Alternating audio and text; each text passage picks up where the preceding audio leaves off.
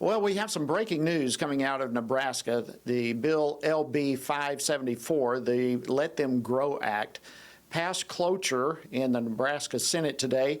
This is the legislation that Tony actually talked about on Tuesday, which protects children by prohibiting puberty blockers and cross-sex hormones and gender reassignment surgeries and all those type of things before the age of 19. And you'll remember that one state senator there literally compared this bill to children of protecting children to genocide.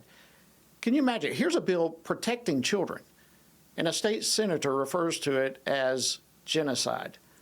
Now, look, there's still hurdles to go as this bill moves forward to get across the finish line and to be signed into law.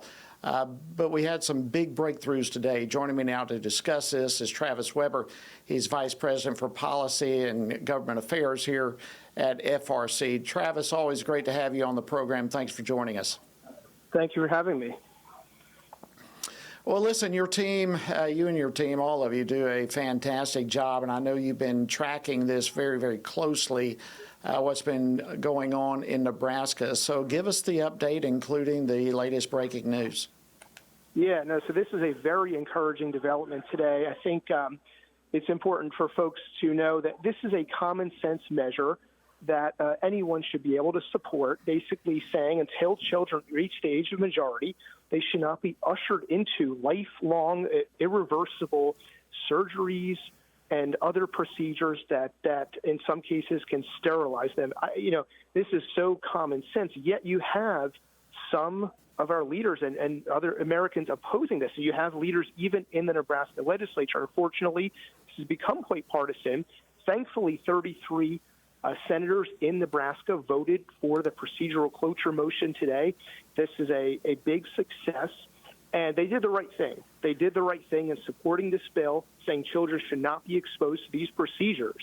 Adults need to stand in the way of those who want to harm children, stand in the gap on behalf and in defense of these children and say, no, they should be protected and not given these procedures that all of our major professional bodies now inexplicably are lining up to support, claiming to have the mantle of science, yet they don't. And this is a point that Jennifer Bowen's made, testimony on the bill.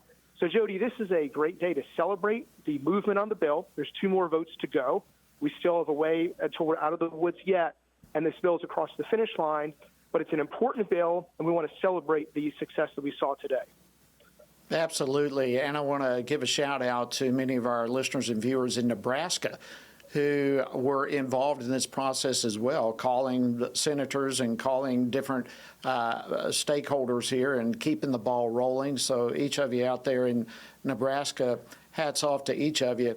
Travis, I was a little concerned that this was such a close vote today. They, as I understand it, received just exactly the number of votes needed to move it forward. Is it possible somehow that the tactics that the opposition made literally brought some unification to those who voted for and supported this thing?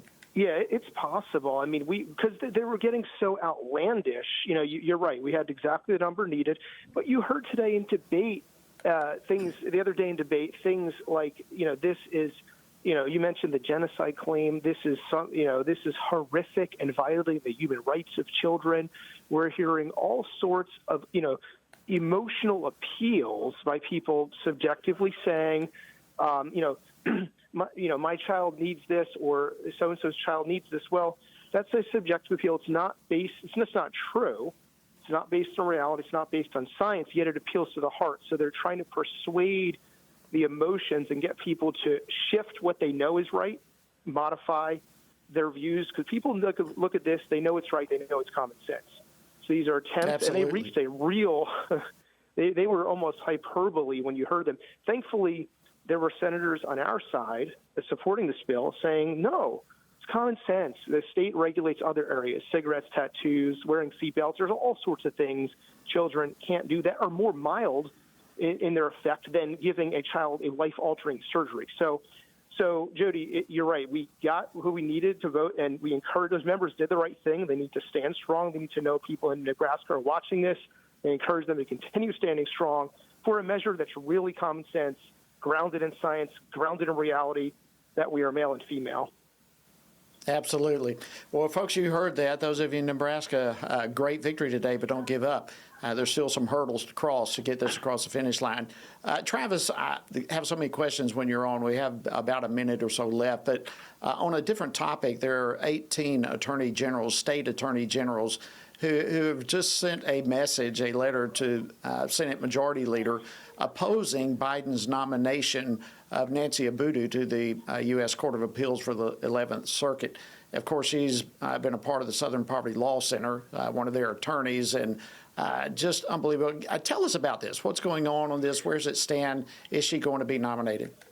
Yeah. So she's under consideration right now, and the letter is significant because you have a good number of states' attorneys general who are expressing their concern about seating someone on the federal Court of Appeals, second highest level of federal courts, right below the Supreme Court, seating someone on the court who has the record she has. And what is that? They worked in a strategic litigation director, a key position within the SPLC, a discredited organization that's now most recently been linked to having an employee charged with terrorism after the debacle and attack on the police in Atlanta. So she's connected to people who are advancing these arguments. She's advanced them in court and made really outlandish claims about the racism, in her view, Travis, we're going to have to end it right under there. control. So she should not be on the federal courts.